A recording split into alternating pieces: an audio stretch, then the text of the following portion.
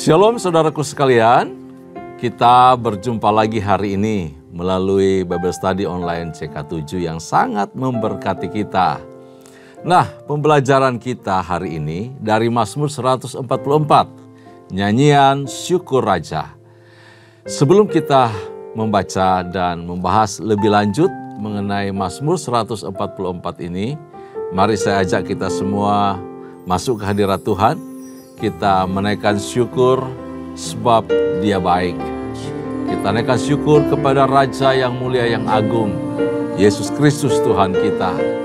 Haleluya, haleluya. Terima kasih Tuhan.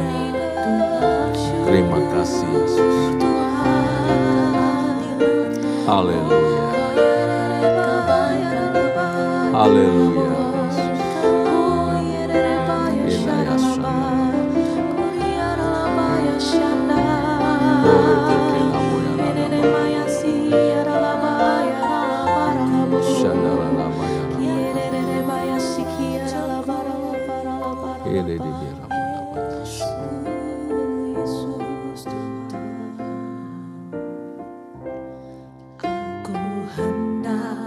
Bersyukur pada Tuhan karena keadilan-Nya dan bermazmur bagi nama Tuhan yang maha tinggi.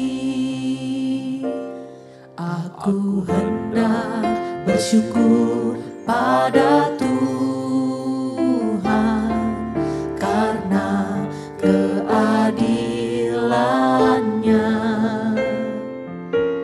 dan bermazmur bagi nama Tuhan yang maha tinggi.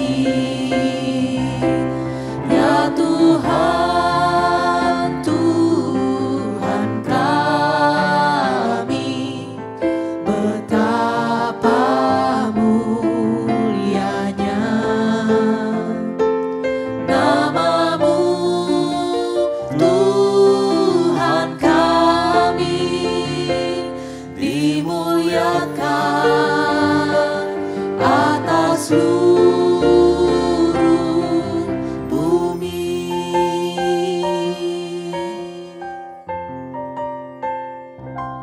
aku hendak bersyukur pada Tuhan karena keadilan-Nya dan bermazmur bagi nama Tuhan yang maha tinggi. Ya Tuhan, Tuhan kami, betapa mulianya nama-Mu Tuhan.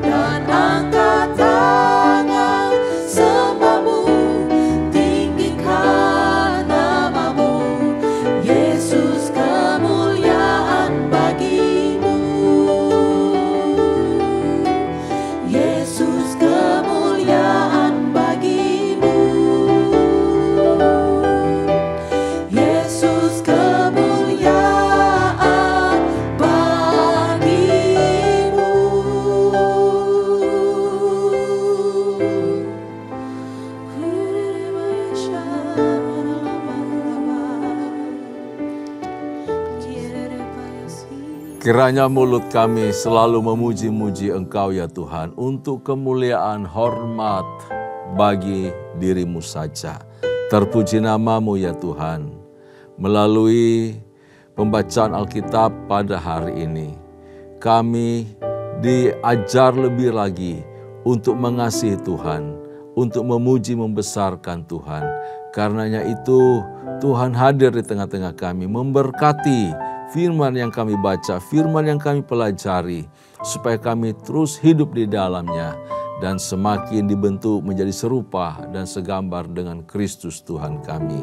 Terima kasih ya Tuhan, terpuji-pujilah nama-Mu, urapi kami semua. Kami siap membaca firman Tuhan dalam nama Yesus. Kami berdoa, haleluya, amin. Puji Tuhan, Bapak Ibu, mari buka Alkitab kita semua di dalam Mazmur 144. Mazmur 144 di Alkitab saya halaman 676.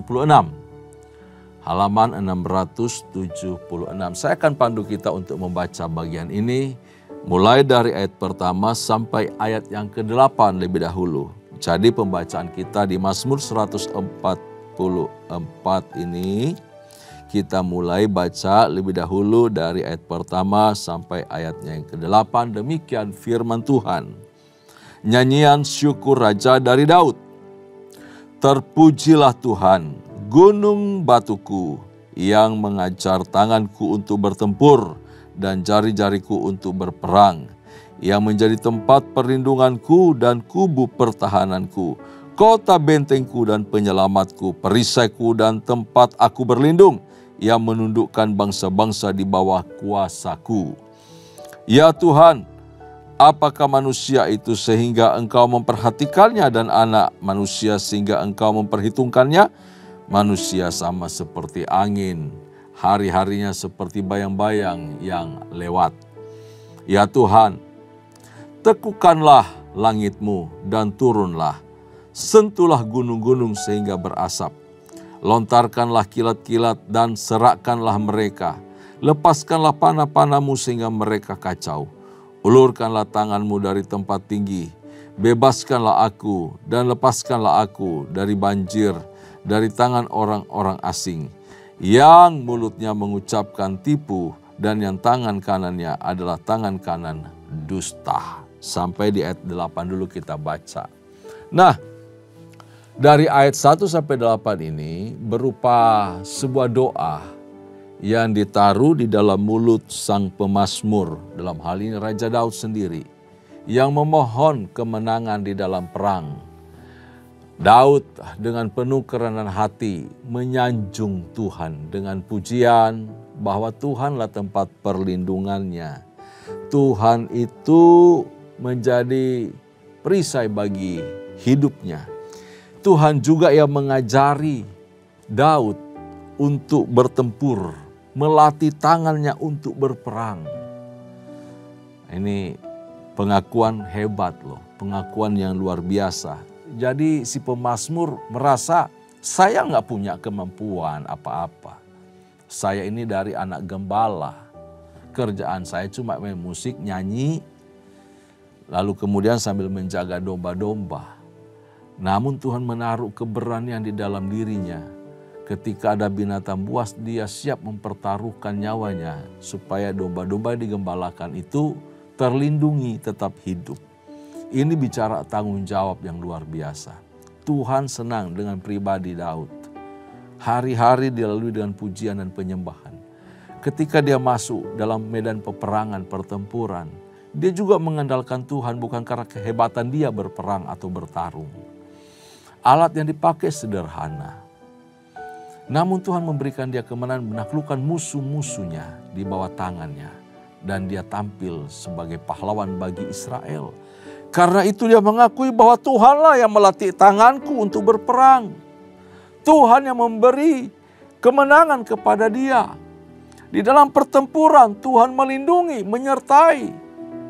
Strategi-strategi pertempuran, peperangan Tuhan yang mengajarkan dia. Karena itu Si pemazmur mengakui bahwa Tuhan itu sekaligus sebagai penyelamat hidupnya. Ini pengakuan yang luar biasa dari si pemazmur. Allah telah melatih Daud untuk bagaimana supaya Daud itu mengandalkan Tuhan dalam pertempuran, dalam peperangan. Karena itu kita kerap kali bisa membaca dalam sejarah perangnya Daud. Setiap kali dia maju berperang, dia selalu tanya, Tuhan, apakah saya perlu maju berperang? Kalau dapat kode dari Tuhan, jawaban dari Tuhan, silakan maju. Dia akan maju. Tuhan, bagaimana caranya ini? Saya berperang untuk mengalahkan musuh. Tuhan kasih tahu strateginya dan dia juga menang. Dalam waktu-waktu krisis yang sedang dihadapinya, dia pertaruhkan seluruh hidupnya kepada Tuhan saja. Terserah Tuhan mau apain dan bagaimana Tuhan menyertai dia. Bahkan di tengah keputusasaannya, dia datang kepada Tuhan, dia mengadu. Dan Tuhan melepaskan dia, menolong dia, menyelamatkan dia.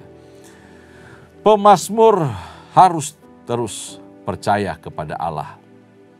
Ini Daud ya. Dia mau gak mau mempertaruhkan hidupnya, menyandarkan hidupnya, menaruh harapnya hanya pada Tuhan saja. Baik di dalam keadaan berperang maupun dalam situasi yang dimana keadaan ya dia tidak sedang berperang. Dia harus belajar untuk menyerahkan semua kepada Tuhan. Bahkan di setiap ancaman bahaya maut yang sedang mengancam dirinya, dia menanti petunjuk Tuhan. Supaya apa? Dia luput dan dia menang. Ini pribadi yang luar biasa.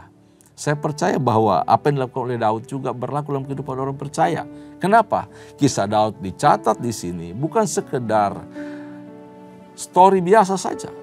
Tetapi ada pelajaran berharga untuk semua umat Tuhan, orang-orang yang dikasihi oleh Allah. Pelajaran ini, perilaku Daud, apa yang Tuhan perbuat kepada Daud, menjadi pelajaran berharga kepada kita. Interaksi antara penguasa hidup dan umatnya. Dan bagaimana umat memperlakukan Tuhan. Bagaimana cara umat menghampiri Tuhan. Bagaimana cara umat mengucap syukur kepada Tuhan. Semua diajarkan di sini. Jadi kita semua sebagai orang percaya, tetap apa yang dilakukan oleh Daud ini menjadi pelajaran berharga buat kita untuk kita belajar, meniru, melakukan apa yang terbaik. Dari apa yang telah Daud lakukan, kita bisa belajar melakukan hal itu kepada Tuhan. Karena apa? Tuhan memandang itu baik. Kita itu setiap hari butuh kok kasih karunia Tuhan. Amin. Sama seperti Daud yang betul-betul bergantung kepada Tuhan. Demikian juga kita orang percaya, kita butuh kasih karunia Tuhan untuk berjuang dalam hidup. Hidup yang kita lalui ini pertandingan, pergumulan, perjuangan. Kita harus banyak dialog dengan Tuhan. Kita harus banyak bertanya kepada Tuhan untuk mengambil keputusan-keputusan penting di dalam perusahaan, di dalam berbisnis, berinvestasi, di dalam tindakan-tindakan kita setiap hari, berinteraksi dengan orang lain, keputusan yang harus diambil di tengah-tengah keluarga, hal sepele, hal kecil sampai perkara yang besar, kita harus tetap mempercayakan itu kepada Tuhan, meminta petunjuk Tuhan, bertanya kepada Tuhan, tepat atau tidak, benar atau tidak, bagaimana menurut Tuhan. Buka jalan, beri petunjuk Tuhan, tolong aku nggak tahu, aku nggak bisa. Tuhan pasti akan menuntun kita. Tuhan juga akan membela kita karena Dia mengasihi kita.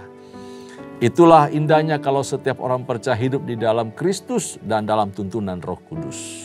Termasuk di dalam hal melawan cobaan, menangkal diri dari kehancuran, kejatuhan, dari kuasa dosa. Hari-hari yang kita lalui ini merupakan peperangan rohani, Bapak Ibu saudara Tuhan. Peperangan rohani. Karena itu kita butuh namanya tuntunan Roh Kudus. Kita butuh di tangan kita dipegang. Hidup searah sejalan dengan kehendak Tuhan. Hari lepas hari. Supaya langkah kita tidak salah. Keputusan yang kita ambil tidak keliru, tidak salah. Di dalam berhadapan dengan konflik, pergumulan, masalah-masalah hidup, tantangan hidup. Kita tetap butuh yang namanya campur tangan Tuhan, pertolongan Tuhan. Jadi termasuk masalah-masalah yang kita hadapi, pergumulan kita alami, konflik, masalah apa saja.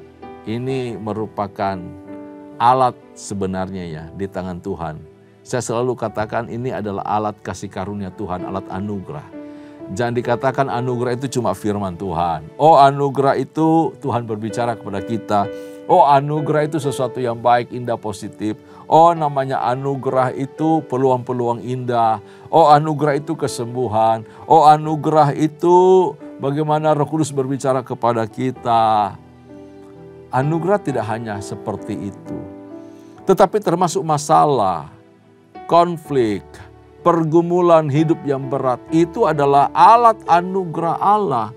Karena di balik semuanya itu tersimpan rencana Tuhan, maksud Allah. Dia sedang berbicara banyak kepada kita, membentuk kita supaya kita memiliki karakter-karakter yang baru di dalam Kristus.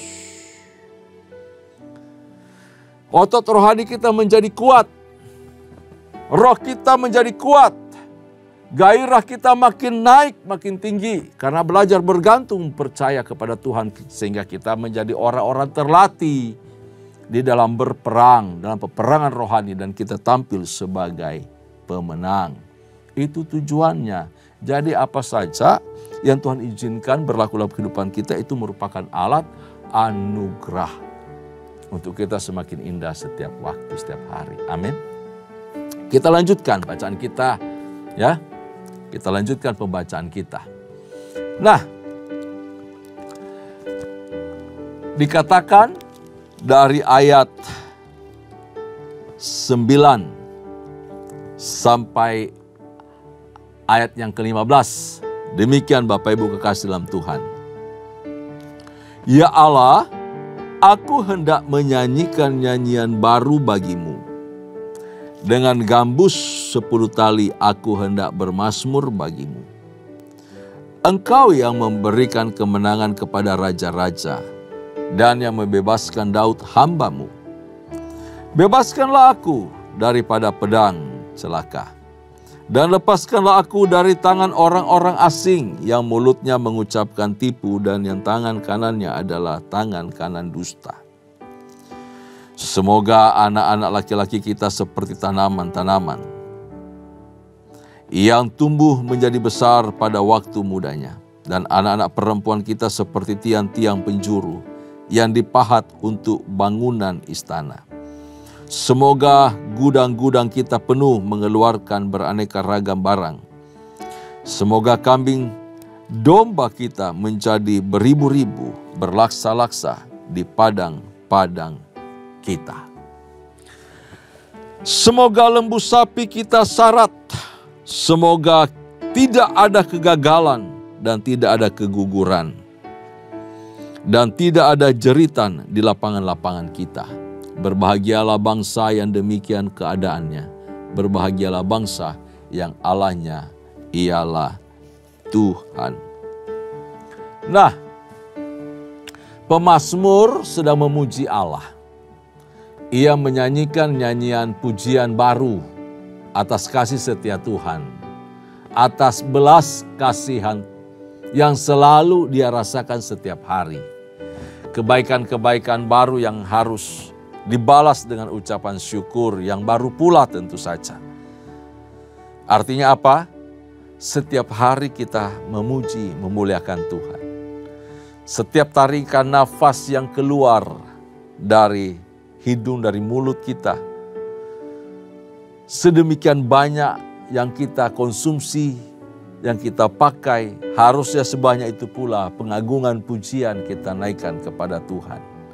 Mungkin mulut tak bisa berucap, mungkin suara nggak keluar, tapi hati terus connect dengan Tuhan.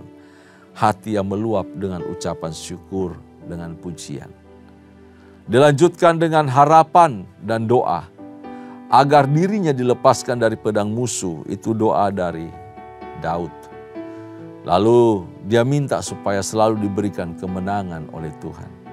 Sehingga dirinya dan bangsanya bisa melihat anak-anak mereka, baik laki-laki maupun anak perempuan, itu tumbuh ke arah yang baik. Semua jadi hebat, jadi besar. Semua menjadi orang berguna dan menjadi berkat bagi banyak orang. Digambarkan laki-laki dan perempuan sama-sama menghasilkan buah. Wow. Laki-laki menjadi besar pada waktunya. Mereka itu seperti tanaman. Lalu anak perempuan seperti tiang-tiang penjuru. Kenapa tiang-tiang penjuru? Ini tiang-tiang patokan bahwa anak perempuan yang saleh, anak perempuan yang mengasihi Tuhan akan melahirkan orang-orang besar pula. Melahirkan generasi-generasi yang hebat di kemudian hari.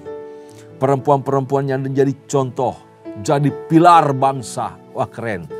Orang Israel itu benar-benar mengagumi namanya sosok laki-laki. Mereka terkenal dengan patrilineal. Kaum lelaki yang diagungkan, sedangkan perempuan diabaikan, tidak dianggap, Bapak Ibu saudara Tuhan. Tetapi di sini Raja Daud melihat bahwa orang-orang besar itu hadir dari sosok perempuan yang mengasihi Tuhan. Samuel hadir dari seorang Hana yang mengasihi Allah. Musa juga demikian, lahir dari seorang Yokebed yang mengasihi Allah, yang takut akan Tuhan. Semua orang-orang hebat yang mengasihi Allah, perempuan-perempuan yang menjadi pilar bangsa, melahirkan generasi-generasi yang hebat, yang luar biasa. Jadi engkau saat ini sebagai seorang ibu, seorang perempuan, setiap anak-anak keturunan ilahi yang kita keluarkan, yang lahirkan, yang Anda lahirkan, didoakan, diberkati, supaya apa? Mereka menjadi generasi penerus yang berkenan di hadapan Tuhan. Generasi yang hebat, generasi yang mengasihi Allah, generasi yang akan dipakai oleh Allah untuk membentuk satu umat yang baru, umat yang mengasihi Tuhan yang disebut sebagai umat kepunyaanku. Amin. Ya, tanpa ada seorang perempuan yang mengasihi Allah tidak akan ada seorang Timotius. Karena itu betapa Anda berharga, betapa Anda hebat, betapa Anda mulia di dalam Tuhan. Yang dipahat untuk membangun, untuk bangunan istana. Artinya apa? Ditempatkan di tempat-tempat mulia. Ini perempuan-perempuan hebat. Di Alkitab disebutkan banyak perempuan hebat. Tidak peduli latar belakangnya seperti apa. Tapi ketika dia memberi hidup bagi Tuhan, Tuhan mengangkat dirinya. Orang-orang saleh. Sama seperti Elisabet, melahirkan seorang Yohanes Pembaptis. Sama dengan seorang Maria, kerabat dari Elisabet. Dipakai oleh Tuhan melahirkan sang penebus juru selamat dunia. Mereka adalah orang-orang yang menyerahkan hidup, memberi diri sebagai hamba di hadapan Allah. Dan nama mereka terpahat di istana kerajaan Allah. Wah, hebat, luar biasa. Di tengah kondisi bangsa yang menolak nama besar seorang perempuan. Tetapi Allah peduli dengan perempuan. Dan si pemazmur, saya percaya ini adalah ilham Roh Kudus yang berbicara kepada dia sampai dia mengagungkan seorang perempuan. Anak-anak perempuan akan memuliakan Allah. Dan mereka menjadi tiang-tiang penjuru. Jadi patokan, jadi standar. Bahkan jadi pondasi suatu bangsa. Hebat ya. Sama-sama baik laki-laki dan perempuan bertumbuh ke arah yang baik. Menghasilkan buah-buah yang baik bagi kerajaan Allah. Nah, Bapak Ibu saudara Tuhan, semoga kelimpahan hidup, semoga kemurahan, semoga kedamaian juga menjadi milik Allah curahkan di tengah-tengah umat. Dan itu juga menjadi bagian kita. Daud bersyukur, Daud berdoa supaya lembu sapi, ternak-ternak mereka penuh melimpah. Tidak ada yang keguguran. Artinya apa? Berkat-berkat yang Tuhan berikan kepada kita tidak tercecer habis hilang begitu saja. Tetapi sungguh-sungguh dapat dinikmati dan juga memberkati banyak orang. Ini namanya hidup di dalam segala kelimpahan. Allah mencurahkan berkat-Nya, memberkati pekerjaan kita, kita bisa nikmati. Kita bisa pakai sungguh-sungguh secara pribadi maupun keluarga dan memberkati Tuhan, memberkati banyak orang. Banyak dari orang percaya cuma maunya terima berkat, terima berkat, terima berkat. Maunya diberkati, diberkati, tetapi cuma sampai di dianya saja. Tidak sampai ke istri, tidak sampai ke anak. Pelit banget sama keluarga. Gila, orang lain juga membutuhkan, dia juga tutup tangannya. Dia kepal erat-erat. Ini kan berkat Tuhan buat saya. Padahal dia gak sadar apa yang Tuhan berikan kepadanya. Itu datang sungguh-sungguh hanya daripada Tuhan dan bertujuan untuk menjadi berkat bagi orang lain. Ingat, saya dan saudara dipanggil oleh Tuhan. Kita semua diberkati oleh Tuhan untuk menjadi berkat bagi banyak orang. Amin. Jadilah saluran berkat bagi banyak orang. Supaya apa? Apa yang Tuhan telah percayakan, Dia tambah-tambahkan. Karena apa? Kita layak dipercaya. Kita dapat dipercaya oleh Allah untuk mengelola anugerahnya, pemberiannya. Kita dipercaya oleh Tuhan karena kita bisa bertanggung jawab dengan berkat yang telah Tuhan berikan itu. Gereja membutuhkan dana, membutuhkan uluran tangan kita. Orang susah, orang miskin butuh uluran tangan kita. Berkat-berkat yang Tuhan percayakan tidak hanya untuk kita, tetapi juga untuk orang lain, untuk pekerjaan Tuhan. Jadikan hidup kita berkat dimanapun kita berada. Berbahagialah bangsa yang demikian keadaannya. Yaitu bangsa-bangsa yang punya anak laki, keturunan-keturunan hebat, anak perempuan, semua.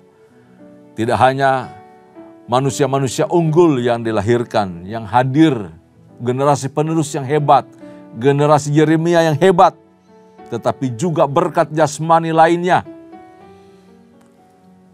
menyertai mereka, melimpah atas bangsa itu. Makanya dikatakan berbahagialah. Saya percaya umat Tuhan yang disertai oleh Allah, keluarga-keluarganya, anak cucunya juga menjadi orang-orang yang diberkati Tuhan, jadi orang-orang hebat luar biasa. Dan semua pekerjaan pelayanan mereka diberkati oleh Tuhan dan menjadi berkat bagi banyak orang. Karena itu kita dikatakan berbahagialah. Berbahagia atau bersukacitalah bukan karena kita bisa, kita hebat, kita mampu. Tetapi karena Tuhan yang menyertai dan memberkati. Selanjutnya adalah bicara kepada respon dari kita. Sudah diberkati, sudah melimpah ruah anugerah Tuhan. Jasmani rohani dipelihara, jaminan keluarga, jaminan masa depan, jaminan generasi berikutnya juga dalam berkat penyertaan Tuhan. Respon kita adalah naikkan pujian syukur kepada Allah. Berbahagialah bangsa yang Allahnya ialah Tuhan. Itulah ucapan syukur yang harusnya keluar dari mulut kita. Membesarkan, mengagungkan Tuhan. Karenanya itu berkat, damai sejahtera, sukacita bagi orang percaya sifatnya tetap dan tak bisa dirampas oleh siapapun juga. Karena Allah yang memberi, Dia yang menjaga, Dia melindungi, Dia menyertai orang-orang percaya, umat yang dikasihinya. Amin. Puji Tuhan. Itu Mazmur 144. Tuhan Yesus memberkati kita. Mari arahkan hatimu di hadapan Tuhan, kita berdoa bersama-sama. Kami mengucap syukur untuk setiap karya, untuk setiap perbuatan tangan Tuhan dalam kehidupan kami. Melalui nyanyian syukur Raja, hari ini kami melihat Engkau bekerja dengan ajaib dan luar biasa dalam kehidupan kami, maupun juga dalam kehidupan keluarga kami serta bangsa kami. Kami bersyukur ya Tuhan, kami punya Tuhan hebat seperti Engkau. Terima kasih ya Tuhan. Terpuji-pujilah nama-Mu. Kiranya dari hidup kami, dari keluarga kami, anak cucu kami, keturunan kami, memuliakan, membesarkan nama-Mu. Melalui pekerjaan kami, melalui berkat-berkat Tuhan percayakan kepada kami. Kiranya kami juga menjadi berkat bagi banyak orang. Terpuji nama-Mu ya Tuhan. Allah yang penuh kasih setia dan kemurahan. Kami bersyukur, kami berdoa, haleluya. Kekasih-kekasih Tuhan, arahkan hatimu di hadapan Allah dan terimalah berkat serta anugerah yang melimpah dari Allah Bapa. Kasih sayang di dalam Kristus Yesus Tuhan serta persekutuan yang manis dengan Allah Roh Kudus menyertai kita mulai hari ini sampai parusia Tuhan datang pada kali yang kedua, bahkan sampai selama-lamanya. Semua kita yang percaya dan terima berkat sama saya katakan, amin. Tuhan Yesus memberkati kita. Shalom.